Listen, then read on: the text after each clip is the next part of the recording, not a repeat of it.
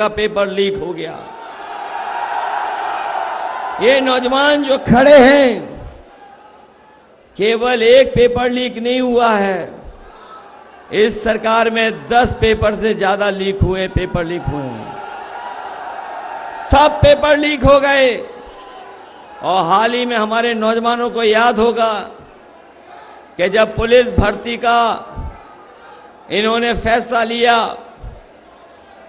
कि पुलिस भर्ती 2 दिन परीक्षा कराई जाएंगी और सरकार ने भरोसा दिलाया कि इतनी सुरक्षा के इंतजाम हैं कि कहीं भी पेपर लीक नहीं होगा। हमारे नौजवानों ने तैयारी की, मेहनत कर करके गए, वहां पर पड़े रहे, ऐसे ही रुके, कहीं रुक पाए नहीं रुक पाए, स्टेशन से लेकर के अपनी गाड़ियों में सोते रहे, परीक्षा दे करके आए और जब घर लौट करके आए तो पता लगा पुलिस भर्ती का भी पेपर लीक हो गया। हमारे नौजवान जानते होंगे कि इस सरकार ने कोई परीक्षा नहीं करा पाई। पता नहीं ये सरकार कैसी है जो अपना लीकेज नहीं रोक पा रही है। हर पेपर लीक हो रहा है इनका। और याद रखना, मैंने कई मौकों पर वो गणित समझाया है कि अगर 60 लाख बच्चे जो परीक्षा रद्द की वजह से जिनका भविष्य अंधकार में चला गया, अगर 60 लाख बच्चे और उनके मां बाप को हम जोड़ दें तो एक परिवार से 3 लोग नाराज हैं। और अगर 60 लाख ऐसे नौजवान हैं जो परीक्षा नहीं दे पाए, जिनकी नौकरी इन्होंने छीन ली, तो पूरे उत्तर प्रदेश में अगर हम 60 लाख का गुणा 3 से कर दें तो 1 करोड़ 80 लाख होता है। और यही 1 करोड़ 80 लाख अगर हम भाग दे दें 80 लोकसभाओं से तो हर लोकसभा में 2,25,000 वोट कम होता है। बताओ, 1 करोड़ 80 लाख का अगर भाग दोगे 60 लाख से तो कितने हुए? 2,25,000। और जिस पार्टी से 2,25,000 एक लोकसभा में वोट कम होंगे तो बताओ उनकी हालत क्या होगी उस लोकसभा में। बताओ नौजवानों, इनका सफाया करने जा रहे हो कि नहीं जा रहे हो? इन्होंने केवल आपकी नौकरी के साथ खिलवाड़ नहीं की है। जरा सोचना जाकर के, आपके जीवन का 1/3 जीवन इन्होंने बर्बाद कर दिया। 1/3 जीवन। और जितने भी फैसले लिए इन्होंने, वो नौजवानों को नौकरी और रोजगार नहीं दिला पाए। यही लखनऊ, जहां पर देश के प्रधानमंत्री और बड़े बड़े लोग आए थे और बड़े बड़े निवेश के सपने दिखाए गए थे, बड़े बड़े उद्योगपति आए और कहा कि निवेश के लिए वो तैयार हैं, लाखों करोड़ रुपया जमीन पर पहुंचेगा। बताओ हमारे बाराबंकी के लोगों, आपके बगल में राजधानी में प्रधानमंत्री, राष्ट्रपति सब आए थे और लाखों करोड़ का निवेश का सपना दिखा गए। अगर बाराबंकी में कोई निवेश हुआ हो तो बता दो हमें। और न निवेश किया, जो योजनाएं समाजवादी सरकार में चल भी रही थी उन तमाम योजनाओं को इन्होंने बर्बाद कर दिया। बताओ, एम्बुलेंस बर्बाद कर दी कि नहीं कर दी? और ये 100 नंबर वाली गाड़ी जो 112 कर दी, जब से सरकार ने 100 से 112 किया, जब से 100 से 112 नंबर बढ़ा दिया, हमारे खाकी वर्दी भाइयों को भी लगा कि उन्हें भी अपना रेट बढ़ा देना चाहिए। और अगर आज फोन करते होगे तो एक से वसूली नहीं करते, दोनों पक्षों से वसूली कर लेते हैं। और हमारे नौजवान साथियों, आपको याद होगा, न केवल आपकी परीक्षाओं के पेपर लीक किए हैं, बल्कि अग्निवीर की नौकरी भी इन्होंने 4 साल की कर दी। ये 4 साल की नौकरी ऐसी है कि अगर कोई नौजवान अग्निवीर की नौकरी में गया और शहीद हो गया तो उसको शहीद का दर्जा नहीं मिलेगा, जो सुविधाएं होती हैं वो भी नहीं मिलेंगी। और याद कीजिए, नेताजी ने कभी फैसला लिया था कि अगर कोई शहीद होगा तो उसका पार्थिव शरीर अंतिम दर्शन के लिए पूरे सम्मान के साथ घर परिवार के बीच में लेके जाया जाएगा। अगर अग्निवीर होगा कोई तो उसको आखिरी समय पे भी ये सम्मान नहीं दे पा रही सरकार। हम अपने नौजवानों को कह के जा रहे हैं, जिन्होंने ये अग्निवीर व्यवस्था बनाई है, समाजवादी और इंडिया गठबंधन की सरकार बनेगी, अग्निवीर व्यवस्था हमेशा हमेशा के लिए खत्म हो जाएगी और पहले जैसी नौकरी होगी, पक्की वर्दी के साथ पक्की नौकरी होगी। ये अग्निवीर वाली आधी अधूरी नौकरी हम स्वीकार नहीं कर सकते। ये तो अभी फौज के साथ हुआ है, ये तो अभी फौज के साथ हुआ है। ये बीजेपी वाले आ गए तो हमारे खाकी वर्दी पहने हुए भाई लोगों की भी नौकरी 3 साल की कर देंगे ये लोग। इसलिए सावधान हो कि नहीं सावधान। ये तो बेचारे वो लोग हैं जिनके जबरदस्ती वैक्सीन लगा दी गई। पूछो, आपके बगल में खड़े होंगे, पूछिए जबरदस्ती वैक्सीन लगी कि नहीं लगी इनके। और अब वैक्सीन वाली कंपनी कह रही कि हम वैक्सीन वापस ले लेंगे। बताओ अब शरीर से कैसे वापस ले लोगे? बताओ, ये हमारे आपके पीछे पड़े कि नहीं पड़े, जान के पीछे। न केवल ये हमारे आपकी जान के पीछे पड़े हैं, बल्कि ये लोग संविधान के पीछे भी पड़े हैं। इसलिए जान बचाने से लेकर के हमें आपको संविधान भी बचाना है। ये जो शिक्षक भर्ती है, इस सरकार ने कोई शिक्षक भर्ती नहीं की, और अगर शिक्षक भर्ती हो भी गई होगी तो ये हमारे 69,000 वाले शिक्षक भर्ती वाले जानते होंगे इनके साथ कितना भेदभाव हुआ है। कितने सालों से ये लड़ रहे हैं और आज भी इनको न्याय नहीं मिला है, इनको न्याय नहीं मिला आज तक।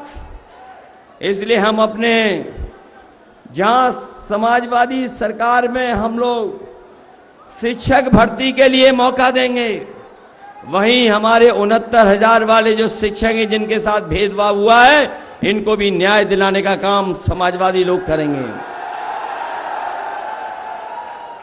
ये जब बीजेपी को सरकार बनानी थी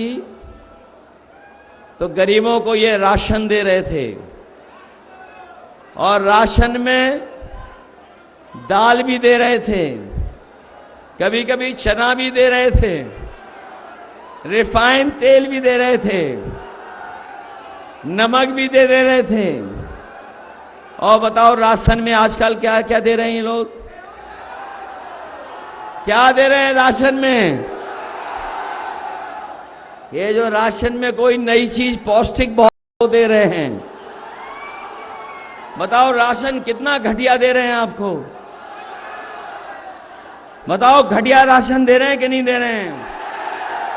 इसलिए हम अपने गरीबों को बता के जा रहे हैं, जहां गरीबों के राशन की गुणवत्ता को बेहतर करेंगे, मात्रा भी बढ़े, और जिस तरीके से संपन्न लोग बड़े बड़े शहरों में पौष्टिक और गुणवत्ता के साथ पैकेज्ड आटा खा रहे हैं, ले रहे हैं, बाजार से खरीद रहे हैं, तो हम समाजवादियों ने तय किया है अपने गरीबों का जहां पर राशन की गुणवत्ता बेहतर करेंगे, वहीं पौष्टिक पैकेट आटा के साथ साथ डाटा भी फ्री देने का काम होगा। और डाटा इसलिए क्योंकि डाटा भी आज उतना ही जरूरी है, डाटा भी जरूरी है। तमाम कंपनियां आई थी, अगर आपको याद हो, जब उन्हें बाजार में रहना था, बाजार को कब्जा करना था, तो फ्री डाटा के साथ साथ आपको मोबाइल दे रहे थे। और आज डाटा के लिए भी पैसा लग रहा है। कोरोना के समय पर हम लोगों ने देखा कि जो संपन्न परिवार के लोग हैं, उनके परिवार के बच्चों का किसी का साल खराब नहीं हुआ, किसी का साल नहीं गया, वो ऑनलाइन पढ़ाई कर सकते थे। तमाम आज हम लोग डाटा के माध्यम से ऑनलाइन बहुत सारी जानकारी हासिल कर सकते हैं, सरकारी सुविधाएं ले सकते हैं। पेपर अगर हमें भरना है तो हम बहुत सारी चीजों को उससे कर सकते हैं।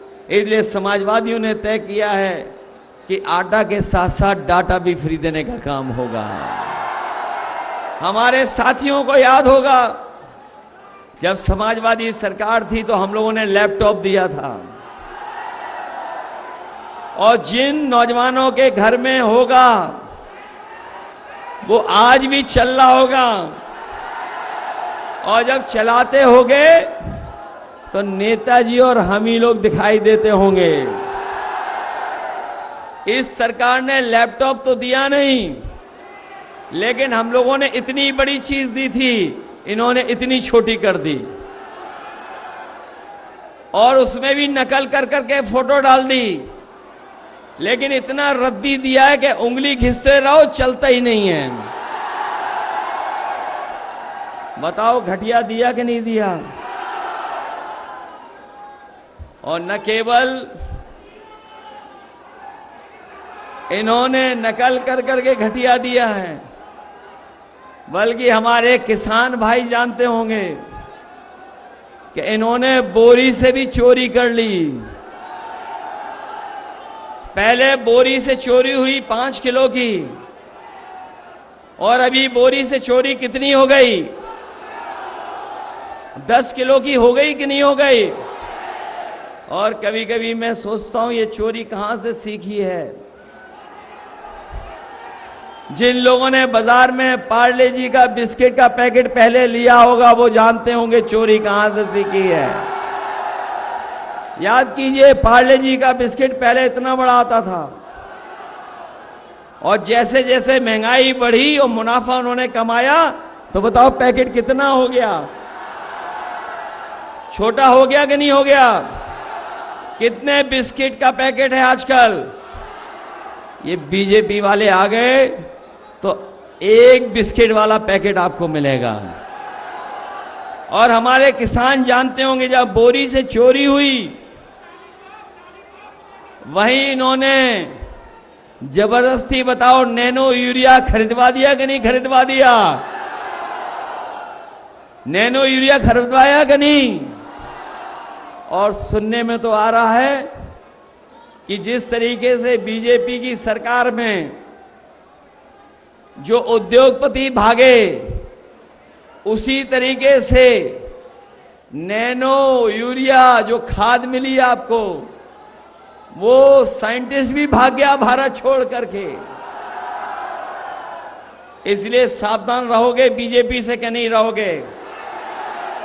मैं जब यहां आया तो मैंने देखा बहुत सारे नौजवान मोटरसाइकिल से आए हैं। बताओ नौजवानों, 5 साल पहले मोटरसाइकिल की कीमत क्या थी? 10 साल पहले क्या थी? और आज मोटरसाइकिल कितने की मिल रही है? और डीजल पेट्रोल कितना हो गया महंगा? 10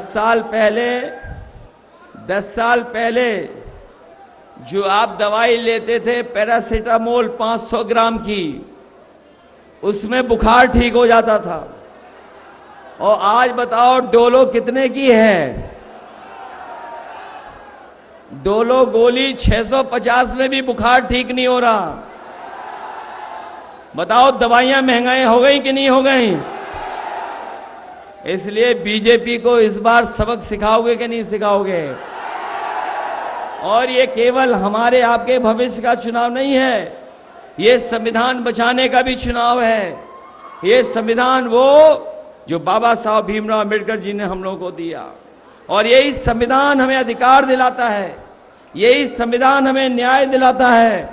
और याद रखना गरीबों और हमारे बहुजन समाज के लोगों, यही संविधान जो बाबा साहब भीमराव अंबेडकर जी ने दिया है, यही हमारी संजीवनी है। अगर इसी को ठेस पहुंचाने का काम करेंगे तो हम सब मिलकर के इन भारतीय जनता पार्टी के लोगों का सफाया करने का काम करेंगे। इसलिए सावधान रहोगे कि नहीं रहोगे? और हम अपने बहुजन समाज के लोगों से भी कहेंगे, इधर राजनीति में आपने देखा होगा बीजेपी और बीएसपी ने अंदर ही अंदर हाथ मिला लिया है। बताओ मिला लिया कि नहीं मिला लिया? इसलिए तमाम वो लोग जो संविधान को बचाना चाहते हैं, आए और सब हमारे नौजवान प्रत्याशी तरुण इन पुनिया जी को जिताने का काम करें। बताओ इन्हें जिताओगे? इनका चुनाव चिन्ह तो याद रहेगा, साइकिल नहीं है इनका। साइकिल वालों भी पंजा दबाओगे कि नहीं दबाओगे? ये तो बाराबंकी से मुझे लगता है न केवल जीत होने जा रही है, न केवल जीत होने जा रही है,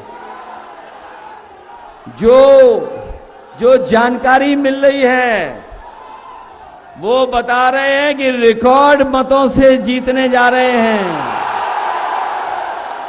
ये बाराबंकी वो धरती है जो हमारी गंगा जमुनी तहजीब को आगे बढ़ाने का काम करती है, हमारे भाईचारा को आगे बढ़ाती है।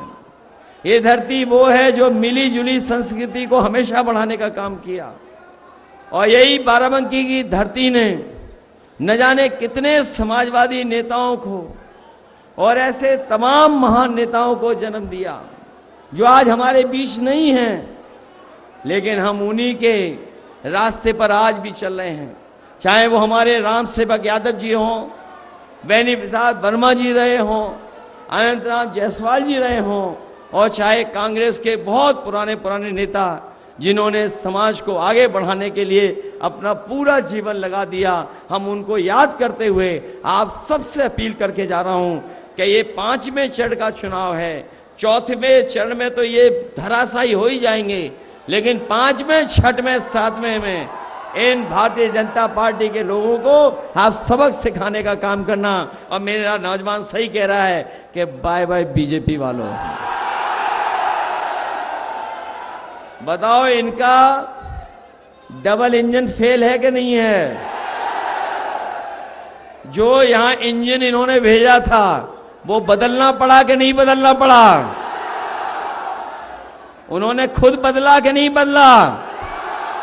तो इसलिए हमारे तरुण पुनिया जी को ऐतिहासिक वोटों से जिताने का काम करना। आप सबका बहुत बहुत धन्यवाद और बहुत बहुत आभार प्रकट करता हूं।